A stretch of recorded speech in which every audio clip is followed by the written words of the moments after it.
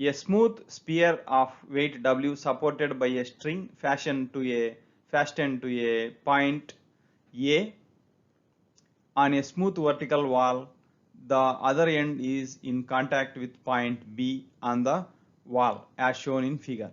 If length of the string AC is equal to radius of the sphere, find tension T in the string and reaction of the wall. Here a smooth sphere of weight W and radius R is attached to a string and whose length is this length is R and this length is R. Total length is 2R and that is hinged here.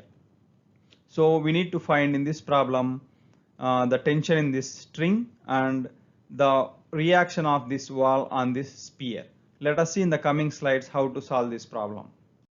First, let us draw forces and reactions, and this sphere weight W is acting downwards and reaction of this wall on the sphere, that is R, is acting horizontally, and tension in the string T is acting along this string.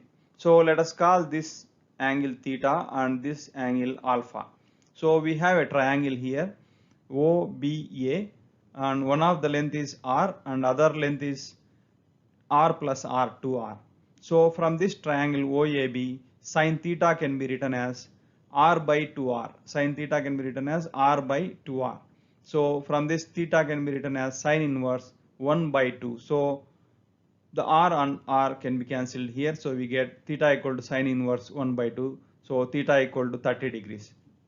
So theta equal to 30 degrees. From this triangle, we know that total angle is 180 degrees. So alpha can be written as alpha equal to 180 minus 90. This angle is 90 minus this angle we have just calculated, that is 30, equal to alpha equal to 60 degrees. Now let us represent this force and reactions on XY plane. So on XY plane, W is acting downwards, R is horizontally acting towards this direction, angle between R and W is 90 degrees, and T is acting towards this direction, angle between horizontal and T is 60 degrees. So angle between T and R can be written as, that is 180 degrees minus 60 degrees, that is 120 degrees. Similarly, angle between T and W can be written as 90 plus 60, that is 150 degrees. Now let us write Lami's theorem. Lami's theorem is W by sin 120, W by sin 120 equal to T by sin 90, that is also equal to R by sin 150. So from first two terms we get T equal to W sin 90 by sin 120. So T is equal to 1.15 into W.